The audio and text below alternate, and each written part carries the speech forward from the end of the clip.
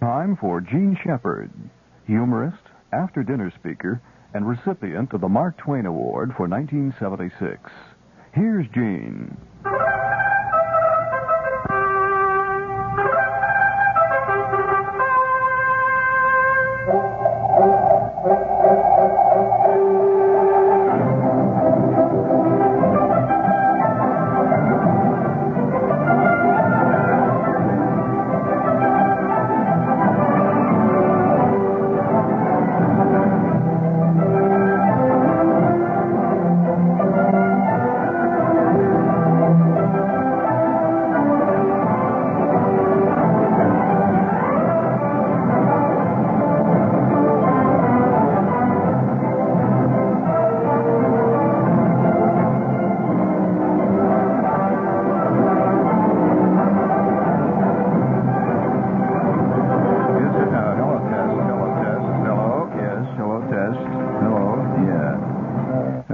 Such an insect as a former beetle? I have a note here from someone who says they keep seeing this in the news and they want to know what kind of a beetle this is. They know about Japanese beetles and, giant pincer beetles, but what the hell is a former beetle? Well, all I can say, I also have a note here is Arafat is better than none. Well, that was a bit of graffiti I saw on 23rd Street. I don't invent this stuff. I mean, I just walk around and just see these things. Here, there's a question from one of the listeners. Says, whatever became of Morty Gunty? Well, the next question is, was there ever a Morty Gunty? Well, I don't know. Well, I don't know. I'm just throwing these things out for what they are, and you have to do the best you can. And, you fight your way through it. Here's another question from the same listener. Whatever became of J. Fred Buzzard? Well, wasn't J. Fred Buzzard that monkey that was on the morning with Garraway years ago? Yeah, J. Fred Buzzard. He was a monkey, and he was on in the morning there. And there was this lady that did this ding-dong school thing, and she was on there all the time. Yeah, Jay, of course, I remember it. And he used to wear a diaper, the monkey, yeah. And occasionally played a kazoo.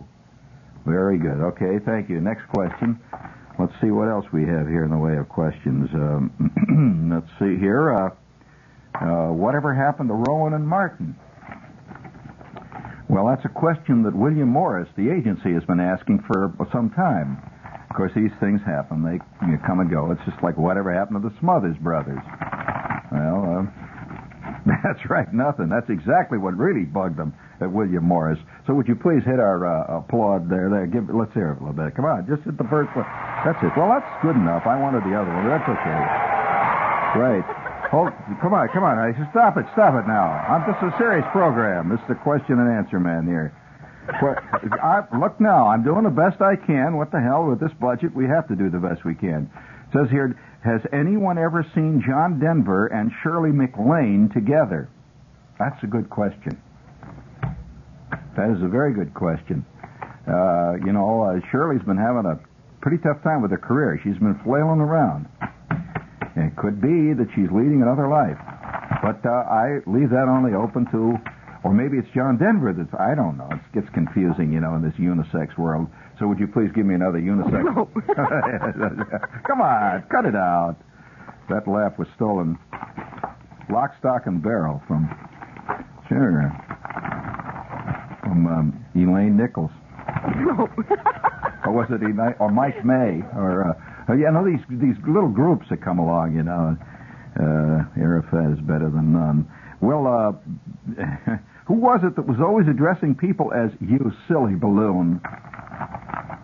Well, you don't know. Well, all right. You've come to the right person. This is the question and answer man. And the phrase, you silly balloon, appeared in innumerable commercials, spoken by one commercial character. She'd say, oh, you silly balloon. And she'd go on. Now, since you don't know, that shows that you're not as in tune to contemporary pop society as you think you are. Okay? I'll ask you another question. The question and answer man also asks questions. He doesn't only answer them. This is a kind of a sneaky question and answer, man. For example, you all recall the girl that played in the famous commercial with the heart-shaped meatloaf. All right. What was the name of the musical that she starred in immediately afterward and that bombed? Boom. You don't remember. All right. See, there you go. See, that's what I mean. You're flailing. Question and answer right here. We have a question here from a listener who writes, are you sure that Hallicrafters ever made television sets with round screens? Yes, I am sure. As a matter of fact, buddy, that shows how your ignorance is beginning to show. Hallicrafters was one of the very first companies to come out with commercial television that were actually sold. And they had a TV set that was not only had a round screen, it was a little 5-inch round screen, but it had a metal cabinet. It looked very much like it looked kind of an interesting looking set. No, it did not give you any shocks, and it worked beautifully. Curiously enough, because of the size of the screen, the set had very good definition, and it had a gray enameled cabinet, very much like a communications receiver. It looked like a piece of communications gear, and it was very popular. And by the way, if you can pick up one of these, it's quite a collector's item today. It's a Hallicrafters. Hallicrafters, incidentally, also turned out one of the first commercial FM tuners. That's so. And Zenith later came out with a big round screen television set. Now, I'll ask you a question. Who came out with a television set that was, in fact, totally round, including even the cabinet? It was a round television set. And it was mounted on a swivel so that the TV set could be moved around. You could turn it around, to face other parts of the room. It was on a pedestal. Now, how's that for a question for you? It was not a Japanese set, which is the first thing you think of probably. But this was it was a television set that was round, and it looked like really.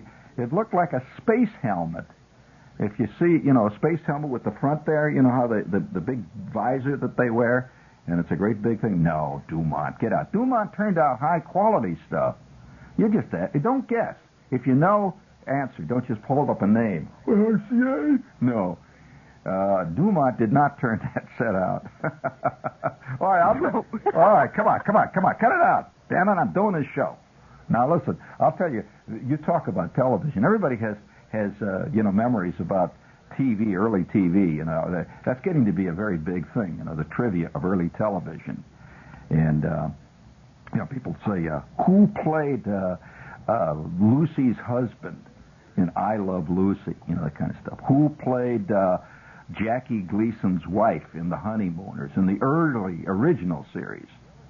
Who played Goebel's wife? George Goebel had probably the first smash hit husband and wife type sitcom. George Goebel. Who played his wife? And what was the wife's name? Well, that's not enough. What was Goebel's name in the script? Jackie Gleason's name was not Jackie Gleason in The Honeymooners. What was his name? All right, okay. So Alice what? See, you're really dumb. That's the problem with most people. So, nevertheless, these other questions have to be brought out. Now, how many of you, speaking of top smash hit television shows, everybody talks about Howdy Doody, which was not really that big. I'll tell you who was bigger than Howdy Doody in his day, and on at the same time. Came on in prime time at 6 o'clock, a kid show. Correct. Pinky Lee. Right. Now, I'll ask you a true question. What was Pinky Lee's real name? He was not born Pinky. I mean, oh, no. All right, another question now. Pinky Lee was on, and there were people on the show with him. He didn't just come out and do this thing by himself. There was a girl who was always on the show with Pinky Lee. Who was that girl? Still around, incidentally. Now, there was a very big space drama that was on well before Star Trek, and it was a big kid show, and it was done live. It was done live all the time. What was it called? Space Patrol was one of them, but there was one even bigger than that. You're getting there very close. And who played the star? And it killed him, his career, because he became so identified with the role he never could get another job. Everybody said, that's this guy. Superman, no. This was a space epic. Your guesses are so terrible. This is embarrassing. No, I'm talking about a space epic. All right, now we'll go even further. This is a question and answer, man. I'll ask you some questions. Here's another one. What was the first big show that was a big smash hit on television? And everybody watched it for some unknown reason. I can't tell why. But it was a singing group. And it is not the King family, nor was it Mitch Miller. It was a singing group, and they had this big show every week.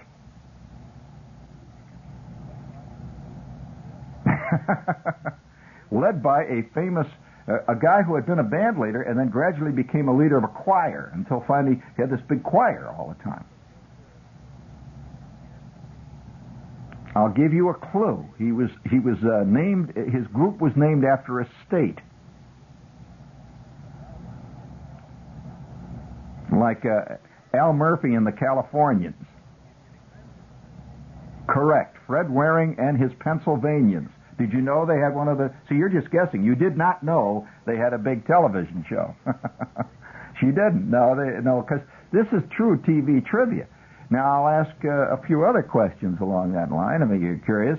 There was a show that purportedly, a cop show, purportedly set in New York City. By the way, I appeared in some of the episodes of it. I was doing a lot of acting, and I worked on the show. When I first came to New York, it was in its last days that series was very popular in its day, and I was on about the last 4 or 5 episodes occasionally. Twice I was shot. What was the name of the show? It was all about New York. And they invariably wound up, by the way, I'll give you one other clue. Today, of course, all television shows that purport to be about police wind up with the Great Chase, right? And it's always a car. Now, if it isn't a car, it's a helicopter versus a car. If it isn't a helicopter versus a car, it's a blimp versus a yacht. But it's always a lot of equipment running around. This one wound up invariably with guys running over the rooftops of New York. That was the big chase there, always running on the roofs. For some reason or other, the criminals always went up to the top, and they wound up getting trapped, and they went from roof to roof. What was the show? Oh, it was a good show. By the way, I'll give you one other clue. The star of the show is now a spokesman on a series of television commercials, and he even uses his name. The star of the show. Well, you see, that's how fame is. People don't remember. I thought that would be the first one you'd get. Talk about a cop show that's about New York and you don't remember it. That's unbelievable. Because this show, by the way, this show set the style for Beretta.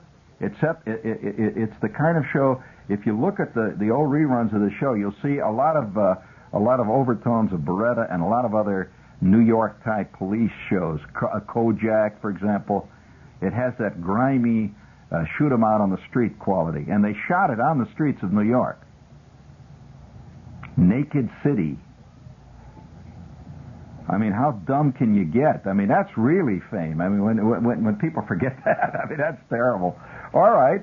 Okay, I'll ask you another one. One of the very earliest guys he was a top 10. This is a fantastic rise and fall. I knew this guy because I was going to college at the time, and I happened to do a show.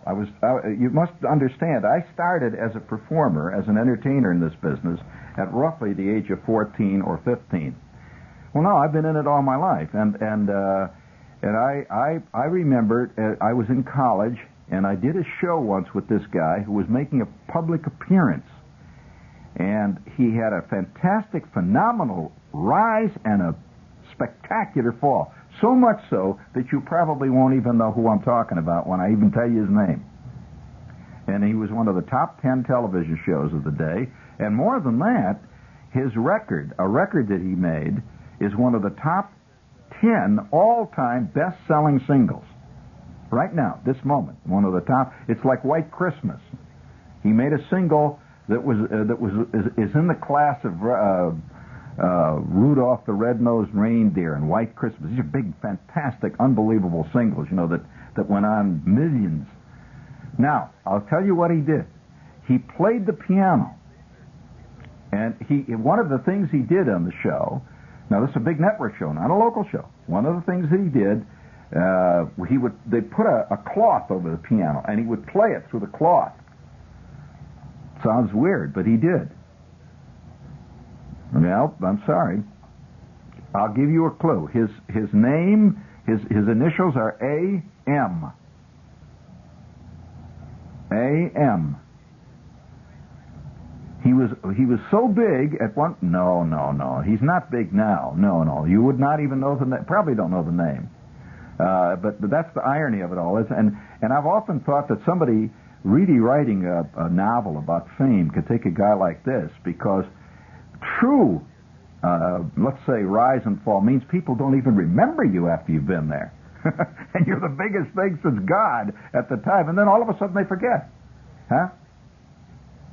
Well, his record was a revival of an old hill country hit of the order of Tennessee Waltz, and of the order of old things like Goodnight Irene. And he sang with a high falsetto quavering voice as he played the piano. Well, it doesn't matter. I'll just let that drop, because even if I tell you, you'll be very disappointed. You'll say, oh, who's that? So, no, I'm not going to tell you. For only the very special few out there who really have a memory will I'll admit to this little august group. He was so big. Well, I don't want to get into that. How about other shows now?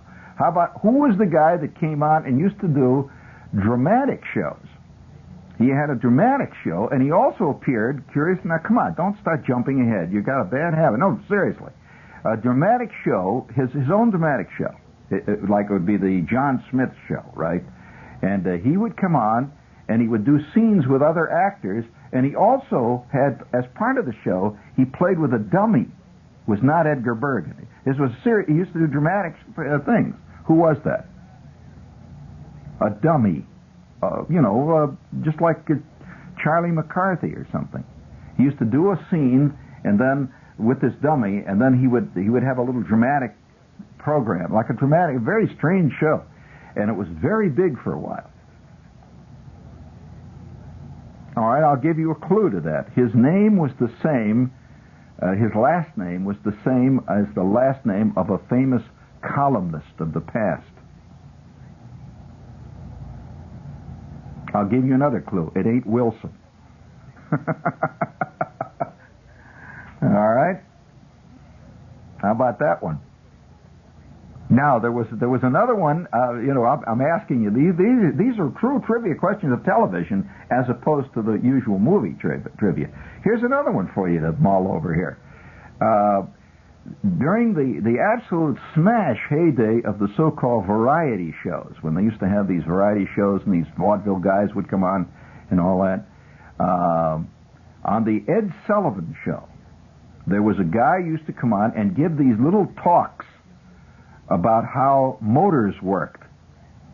They were like, he would come on and he would say, and now tonight we're going to talk about how the carburetor works. And they were like little serious talks. And he became nationally known, very famous. What was his name? Because his name was very big. At one time he was a big celebrity. Okay, you don't know that one. All right, I'll go on further then. There used to be days game shows. Let's take game shows. There was a time when game shows were extremely literate. Yes, as a matter of fact, a game show was presided over by a professor of literature and English from Northwestern University. Who was that? But what was the name of the show? That's the question. You all know the name of the guy. What was the name of the show? All right, I'll ask you another one. Speaking of game shows, there was a time when game shows were so, everybody watched them. They were in the top 10, right up the top all the time. A famous anchor man of the period stopped being an anchor man to take the job of host on a game show. What was the game show, and who was this anchor man? A television anchor man, nationally known. Yeah, I'll give you a very curious clue. The show is still on. Okay, gang. All right. Now these are real trivia questions. Who was the guy? He was an anchor man, a famous newsman. All right. Now I'll ask you another question. Now we'll go further. You like this? Do you enjoy this? All right. I'll give you another type of question. Very very similar. Okay. There used to be, and by the way, the reason I was so, this fascinated me because, being at that time, I was in college and I was really fascinated by all the stuff that was coming on because it was in a sense in the business, and I had a TV show, so, a lot of this stuff was fascinating me because I used to see this stuff coming in all the time. Now, there was a daytime show that was a very famous show. A husband and wife, kind of a funny soap opera. And the name was the name of the two people, like Marcia and Fred. What was the name of the show?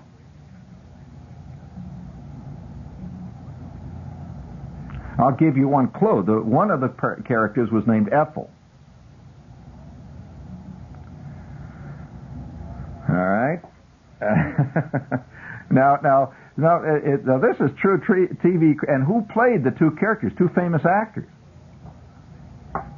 Now, oh boy, are you flailing? All right, now, there was a show. There was a show where a guy sat on a stool, and they brought stuff in from everywhere. One of the great bits. He says, "I'm going to show you something now," and he says, and it was live, absolutely live.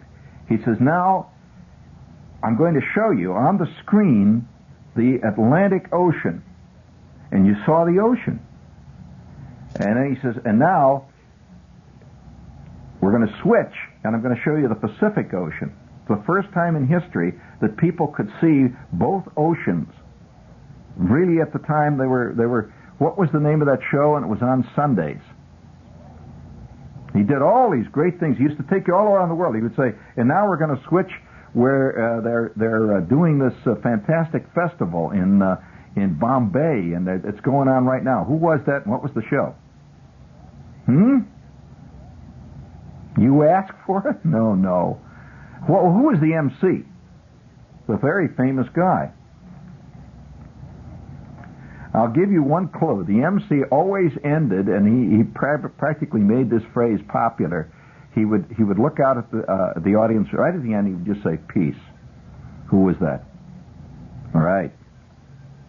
What was the show? It was Dave Garroway. It was a great concept.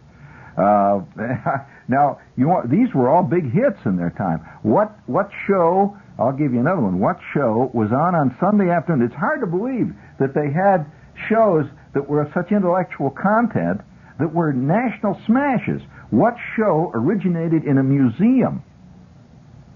And it would, no, wait a minute, it wasn't about the museum. It would originate in the museum, and the way it would start out, you'd hear this great classical music, and you'd see this dark swirling screen, and suddenly out of the screen would come a mysterious object.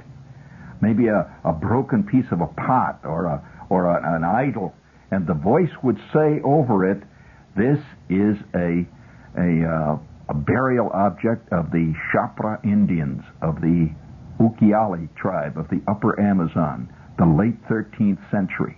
And then it would come back, the screen would come back, you'd see the object now, and these three great anthropologists and archaeologists would stand around it. You knew what it was, but they didn't. And they had to work their way through, just like the great experts, until finally they came down to the denouement of they actually hit it, what it was. What was the name of that show? See? I'll give you a clue. It originated at the University of Pennsylvania Museum of Archaeology, and it was a great show. All right, now, we'll even take you further. It's hard to believe that there was a Western in the afternoon. There was a Western show, a Western soap opera, in a sense, about this Western town. And it was on live, and the sun was shining, and these guys were fighting it out, and it was, in fact, a Western soap opera. And it was on the network. What was the name of the show?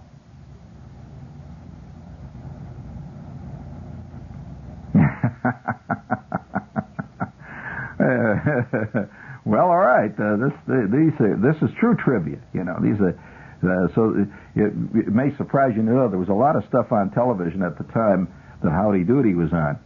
This is the stuff we're talking about. So if you can remember Howdy Doody, you can just as easily remember this because it was all there. All right. Every Wednesday night there was a boxing show. A boxing show, the Wednesday night network boxing. Who sponsored it? No, it was not. I'll give you one clue. It had nothing to do with shaving or razors. No. And there was a running guy on it every week who did the commercials. I'll give you a further clue. They were sponsored by a beer. And he did a commercial in which he was so-and-so, the bartender. And he would and they were live. The spots were done live. He would travel around the country, and wherever he was, he'd say, "We're here tonight in the Cow Palace," and and he'd draw this beer, and he'd tell you about the beer between the third and the fourth round, and he wore a bartender's costume. What was his name, and what was his air name? In other words, was he Al the bartender? Was he Murphy the bartender? What was it? All right, I'll all of you, here's to the local crowd here. When the Mets first came on the air, and everybody knows about the Mets. When the Mets first came on the air, is the theme on now? Sneak it in then. How about it? When the Mets first came on the air here, they were sponsored also by a beer. What was that beer? One word. It was not Valentine. They were the Yankee sponsor. It was not Schaefer. You're struggling everywhere. Well, try Rheingold. You may be right. So you didn't get that one.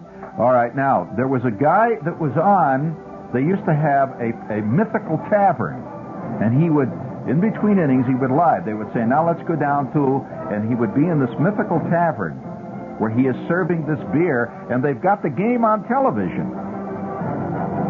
The commercials were done live. Who was the actor? A very famous actor. A New York actor. He's been in millions of stage plays, television shows, movies, and he was the bartender for years on that show. Yeah, you know, it's amazing how little you know about the thing that you think you know about. It really is amazing. Just astounding. All right, I'll ask you one final question. Who became a famous performer doing the play-by-play wrestling broadcast? He's still famous. Yes, he's still famous.